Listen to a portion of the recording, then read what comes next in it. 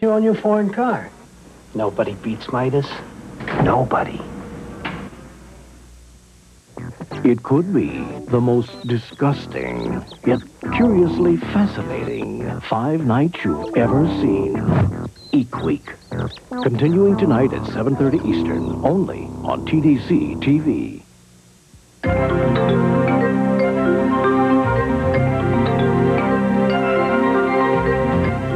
Stay tuned for World Monitor with John Hart, coming up next on the Discovery Channel.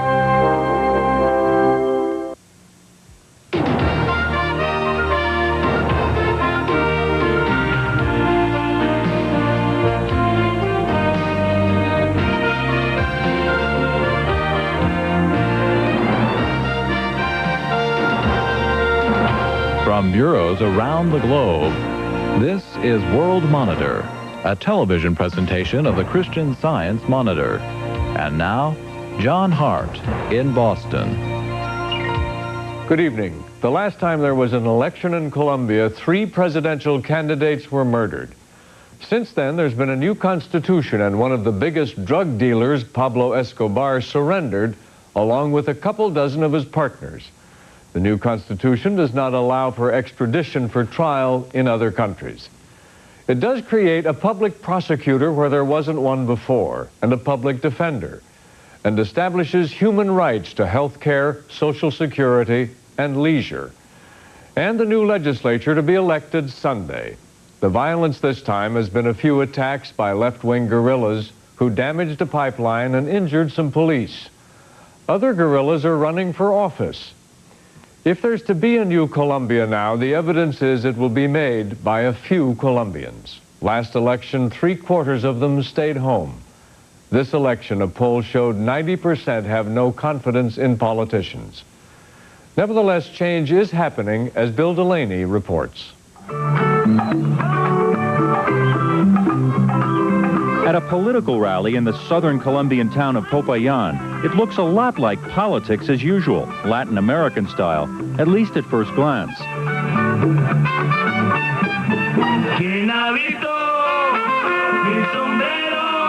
A rumba band is brought on to warm up the crowd, and the crowd warms up. What's different about the rally is that senatorial candidate Vera Grabe, less than 2 years ago, was carrying a gun as a commander in a guerrilla army known as the M19 that since 1974 had been trying to overthrow the government. In December 1989, the M19's 900 members laid down their weapons in return for amnesty.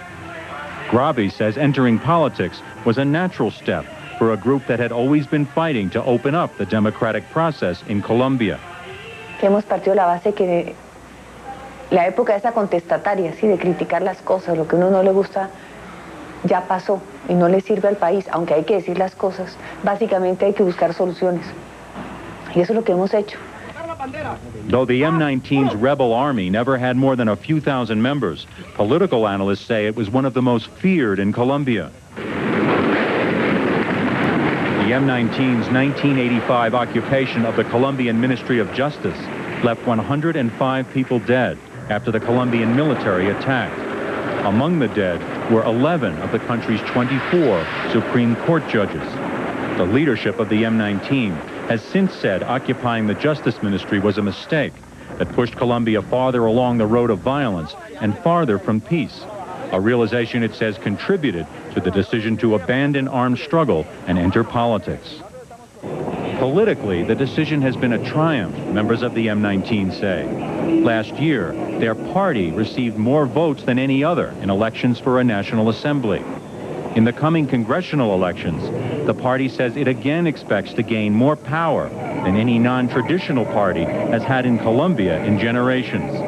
Despite the success, members of the M19 say they paid a high price. Los que creemos en la paz, hemos quemado las naves. In last year's presidential election, the M19's candidate was its founder and leader, Carlos Pizarro. In April, weeks before the election, he was assassinated by a gunman moments after the airplane he was traveling in took off from the Colombian capital city of Bogota. Antonio Navarro was Carlos Pizarro's second in command. He's currently campaigning for Vera Grabe and other M19 candidates, and plans to run for president in 1994. As the candidate for president who replaced Carlos Pizarro last year, he stunned political experts and members of the traditional power structure by winning 12% of the vote.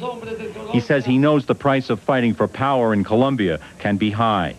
In 1985, as a guerrilla leader, he lost a leg in an assassination attempt. The M19's unexpected political success, he says, has brought difficulties no one in the organization was prepared for. Bueno, yo creo que lo más complicado para nosotros ahora es el crecimiento. Éramos un grupo pequeño que, como toda guerrilla, es un grupo muy primitivo como formación social, donde todos nos conocíamos muy bien, donde todos confiábamos mucho unos con otros, donde hay un espíritu pequeño de grupo cerrado. Y estamos ante una expansión enorme. Y eso es difícil. Navarro says the transition has been especially difficult for former rank-and-file members of the guerrilla army, who've now had to find a way to make a living on their own. Individualizarse cuando se llega a la vida civil y tener que responder cada uno por sí mismo. Yo pienso que el cambio psicológico más fuerte de todos para la gente que desde muy joven está dentro de la guerrilla. Saber que ya no hay un papá, sino que uno es responsable de uno mismo. The M19 has begun a few projects to help former guerrillas start their lives over again. It says the most successful is a 250-acre farm called Batanicos. On this land in southern Colombia, a group of former guerrillas is trying to start over in the same mountains where less than 2 years ago they were still fighting the Colombian military. 25 former guerrillas are farming at Batanicos on land donated to the M19 by a landowner who said she wanted to reward the organization for its decision to lay down its arms. Despite pleas from the Colombian government for the country's 3 remaining guerrilla organizations, including the country's largest, the Revolutionary Armed Forces of Colombia, to join the political process before Sunday's congressional elections, only the M19 has laid down its arms. Antonio Navarro says the M19's decision will in time encourage others. Si nosotros somos exitosos, si nos va bien en la vida política, somos un punto de referencia que sin duda va a hacer que las reflexiones que están haciendo muchos de los guerrilleros que siguen en la montaña cambien, viendo que hay un camino.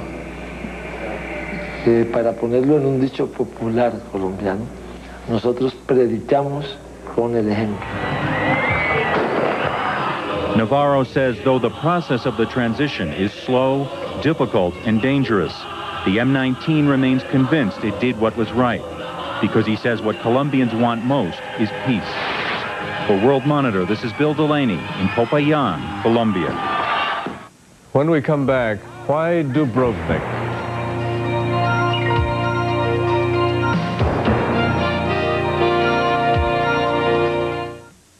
Sponsored in part by Citibank, MasterCard, and Visa.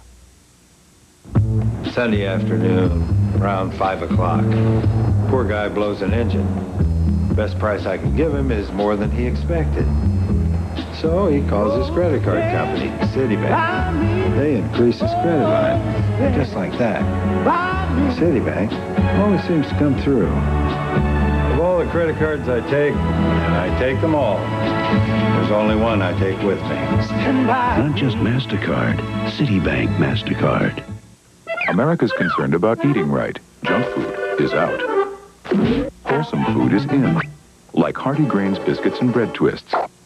They're new. Hot and fresh from the oven for the first time ever. 4 delicious kinds of whole grain goodness. Like oatmeal raisin biscuits and cracked wheat and honey twists.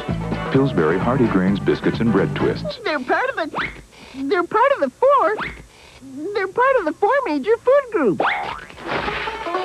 Oh. If you've ever had fresh vegetables right out of Norma Boaz's garden in Pilot Mountain, North Carolina, then you already know a lot about the Cracker Barrel. The finest ingredients, cooked up to authentic country recipes with the same pride that goes into everything Miss Norma puts up.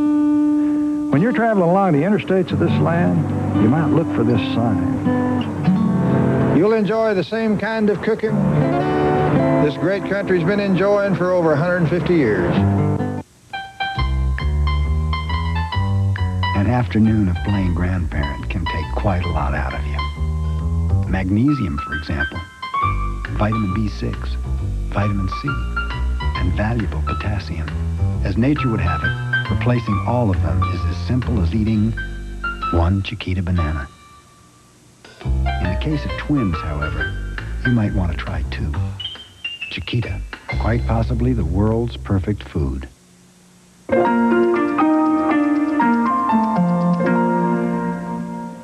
In the old city of Dubrovnik, there are houses that have had the same families in them since the Middle Ages. Streets of stone so old, so rubbed by wear, that dry stones look wet. Old streets so steep, they are mostly stairs. Roofs are red, churches are yellow. Bells ring every hour. At number 5 Kunacheva Street, there was an ice cream man who tossed your scoopful in the air and caught it with the cone. Until now, the protection of this old city was the stone walls from the 13th century, a moat, iron gates. This helps to explain why Serbia and the Yugoslav army that is helping Serbia make war on Croatia are attacking Dubrovnik. It adds to the pressure of physical destruction a spiritual terror. Nothing Croatian is safe. Yesterday, the old town was shelled. Not much damage. A tower and the old music school reported hit. Today, the Yugoslav army made landings 10 miles to the south and began moving north. A Serb officer looking at Dubrovnik said, "This city must be leveled." Serbia and its allies said they will not attend tomorrow's peace negotiations.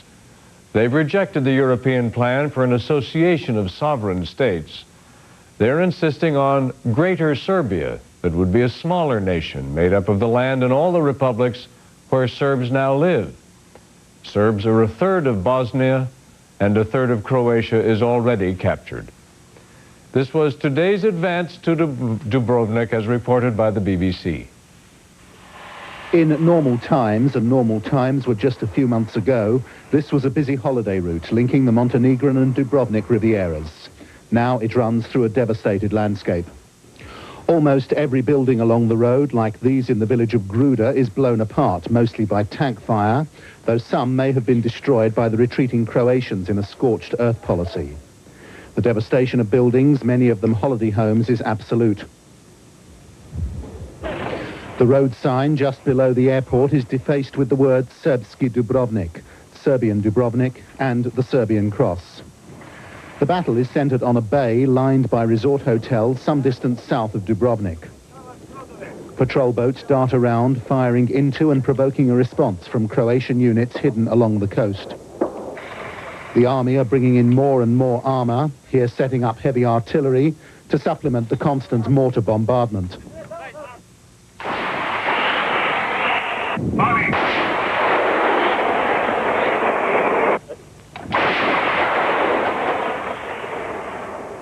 This fire is aimed at targets on the mountainside. While we were in the area, we didn't see any sign of shells landing in the old city. Further down the road, this is as far as the Federal Army has advanced, still about 10 miles short of Dubrovnik. This phase of the fighting began with a Croatian incursion from the hotel area, which left 6 army soldiers dead and as many wounded.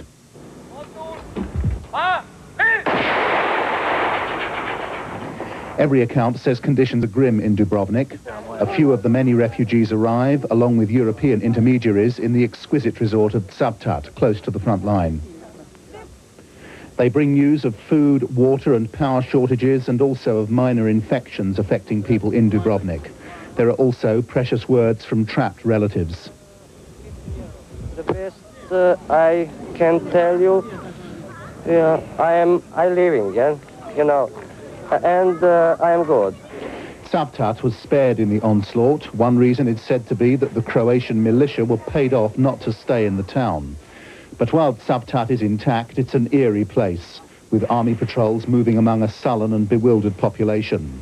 There's no electricity and little gas and erratic food supplies. These Croatians are very reluctant to express themselves.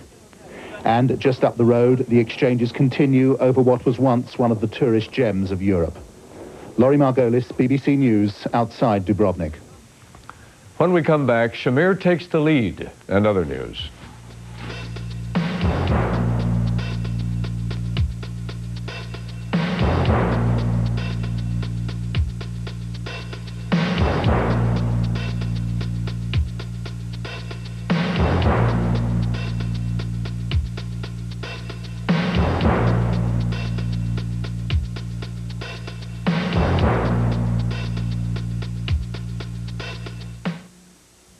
Brought to you in part by Volvo.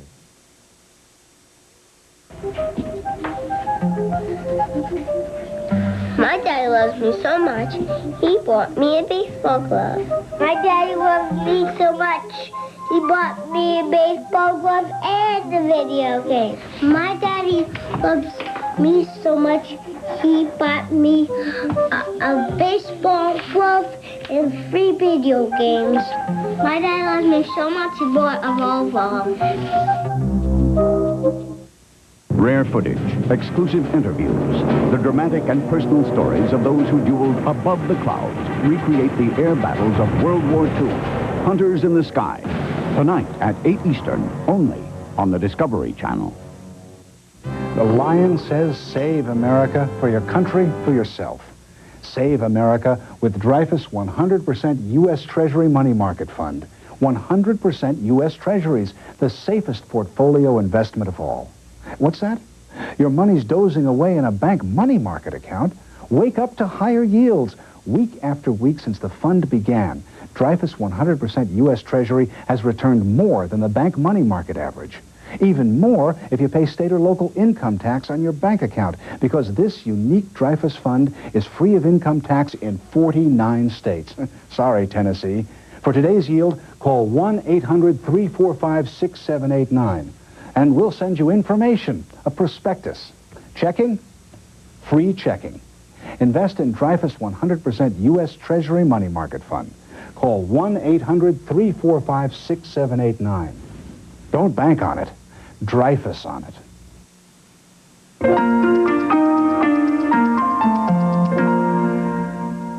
Prime Minister Shamir said he will lead the Israeli delegation to the peace talks next week and not his foreign minister.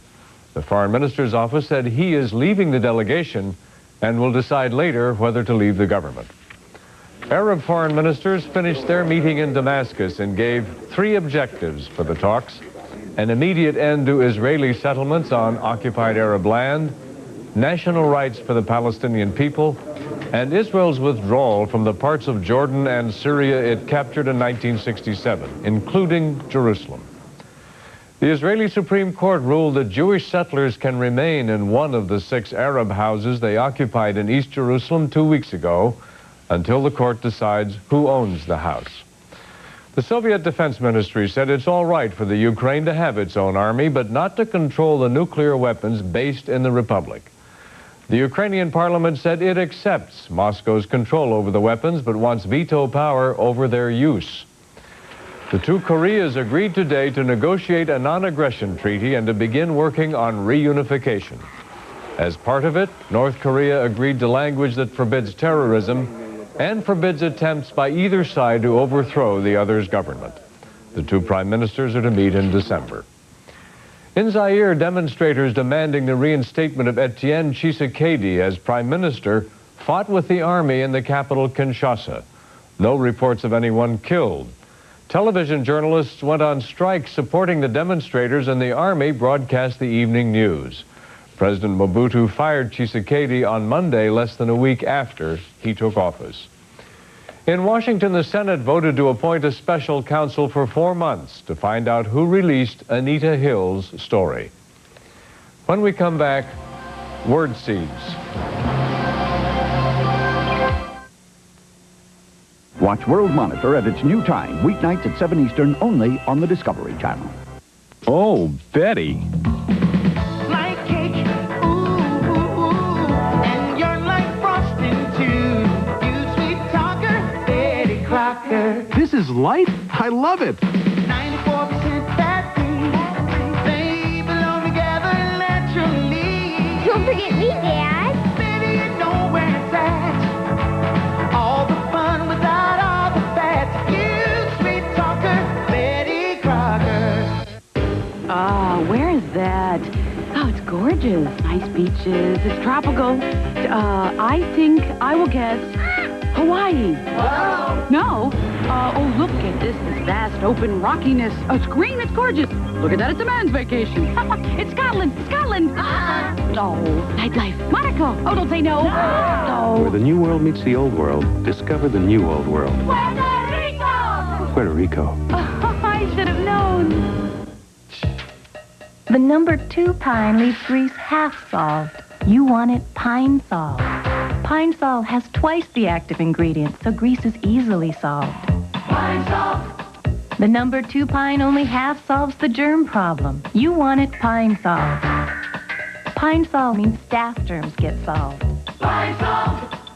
Use less than Pine Sol? Not at our house. It's only half solved until it's Pine Sol. Pine solved.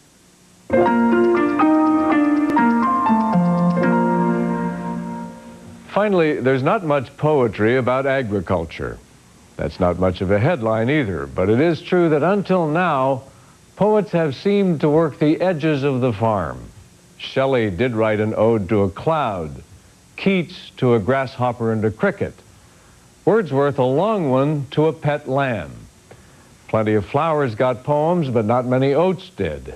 After all, what rhymes with vetch or combine? These questions take us directly to Steve Delaney's discovery.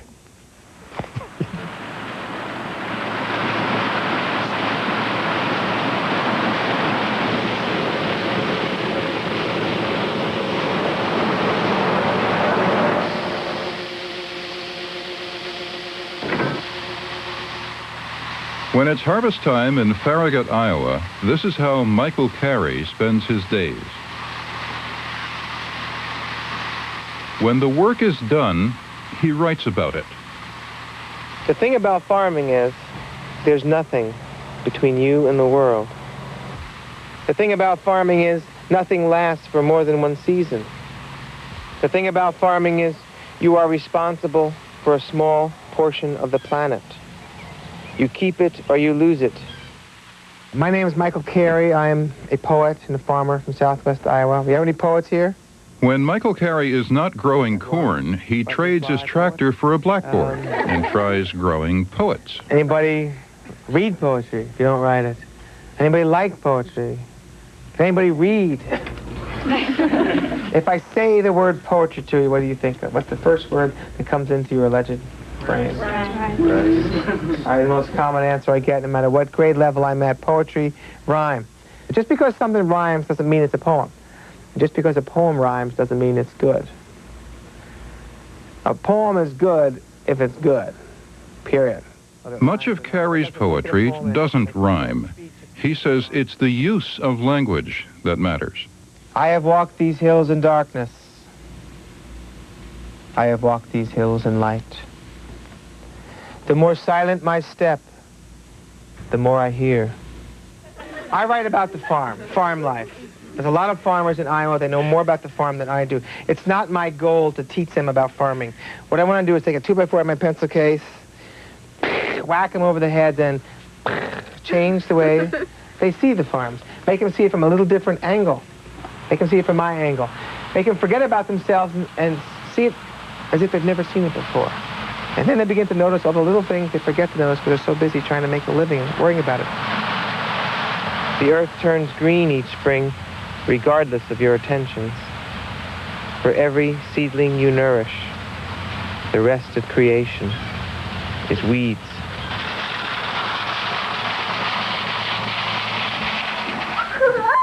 Yeah, what's the hand say, do you remember? Yeah, that's good. Nourishing non-traditional thoughts about farming comes easily to Michael Carey. He's not a traditional farmer. Born in New York City, raised in New Jersey, and educated as a writer, his first taste of farming came 11 years ago when his wife's relatives needed help to run their 800-acre farm. Now, Carrie can chuckle about those early days, about the time he set his tractor on fire, and about another embarrassing moment. Driving around one time as I turned around, I didn't know the arms were as low as they were, and they caught on the windmill. I looked up, here comes the whole windmill over on my head, and I spun up, and it hit the hoppers and smashed a bunch of them. And just little things like that every day. Oh, the tractor was that little... His neighbors didn't know quite what to think of the newcomer from the east. I thought he had a lot to learn, you know, basically. I'd heard he was from New York, and it's, well, I haven't ever been back there, but it's quite a change, I would think. And, you know, you kind of leave it open to see what he does. Since Carrie doesn't own a combine, neighbor Jim Anderson helps him harvest. Anderson approves of Carrie's farming these days. He's not so sure about the poetry. It doesn't all rhyme, you know, like I think a poem should, but it's interesting, I guess. Despite what the neighbors might think, Carrie says moving to Iowa and learning to farm have made him a better poet. The first thing that Iowa taught me to do is to slow down and to listen. And that changed everything for me. I found the longer I've been a farmer, the more who I'm writing to or what I'm writing about changes. People ask me who my influences were. There used to be Yeats and a lot of Irish poets. Now the influence is the land. It's given me a rich mind for poetry. Nearly Christmas, and the bins stay hungry for grain. At last, the ground will hold us. A poem doesn't tell, it shows. It shows you what it's like to make you experience that. Planting and harvesting, family and friends, Iowa history, and the plight of the family farmer are all fodder for Carrie's poetry these days. The thing about farming is it's not all food and abundance. Sometimes it's drought. Sometimes you get eaten by your own machinery. The banks don't give you that loan, and you go under. You can see these beans right here. There's 200 tons right before your eyes here, and yet they're so brittle that if the landing of one bird on that stalk would break it. And that's kind of where the farm family economy is right now. This year, the corn harvest looks good to Michael Carey. But he won't know what poetry he's reaped from the season until he's had time to write when the work is done. In the meantime, the word harvest of other years does not spoil. Helping his father and brother with harvest, he learned to read the subtle signs in the subtle landscape, how nature speaks to those who listen, and those who listen when she speaks hardly speak at all. For World Monitor, I'm Steve Delaney. And that's all for this evening. Tomorrow night, how Japan launders its politicians. I'm John Hart in Boston. For everyone with World Monitor, thank you. Good night.